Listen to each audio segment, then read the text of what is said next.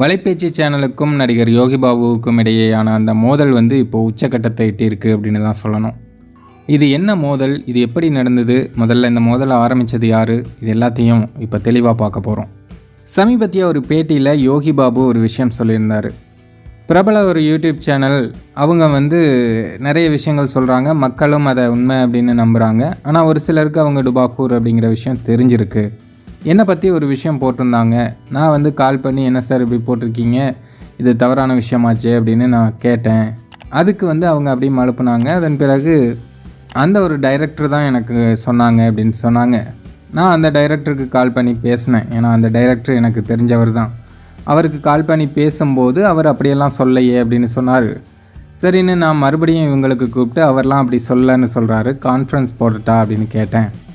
அதுக்கும் இவங்க மழுப்பிட்டு கடைசியாக ஒரு விஷயம் சொன்னாங்க, நீங்கள் எங்களை கவனிக்கிறதே கிடையாது அப்படின்னு.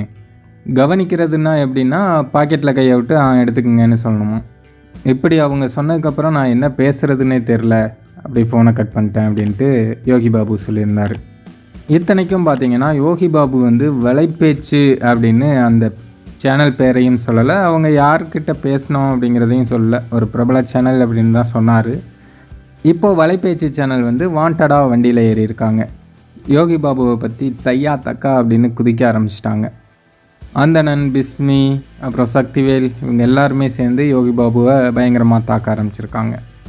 அதுலேயும் அந்தணன்லாம் ரொம்பவே படபடப்பாக பேசுகிறாரு. அவர் இப்படி பேட்டியில் சொல்லியிருக்காரு, அப்படி அது உண்மையாக இருந்தால் ஆதாரத்தை வெளியிடட்டும். ஏன்னா ஃபோன் பேசினார்னா இவர் ரெக்கார்ட் கூட போட்டிருக்கலாம், அல்லது ஏதாவது ஆதாரம் வச்சுருக்கலாம். அந்த ஆதாரத்தை வெளியிடட்டும். அப்படி இல்லை அப்படின்னா யோகி பாபு முருக பக்தர், நானும் முருக பக்தர் தான், வேணால் அந்த கோயிலுக்கு வரட்டும், முருகர் கோயிலுக்கு வரட்டும், அங்கே சத்தியம் பண்ணட்டும், நாங்களும் சத்தியம் பண்ணுறோம். யோகி பாபுவுக்கு ஒரு குழந்தை இருக்குல்ல, அந்த குழந்தையும் கூப்பிட்டு வரட்டும், குழந்தை மேலே அவர் சத்தியம் பண்ணிட்டோம், நாங்களும் எங்கள் குழந்தைய கூப்பிட்டு வரோம், அப்படி இப்படின்னு போட்டு புலம்பி தள்ளிட்டு இருக்காங்க. ஒரு பொய்யான விஷயத்தை எப்படி இவ்வளோ கேஷுவலாக யோகி பாபு சொல்கிறாருன்னு தெரில அப்படின்னு வேற சொல்கிறாங்க.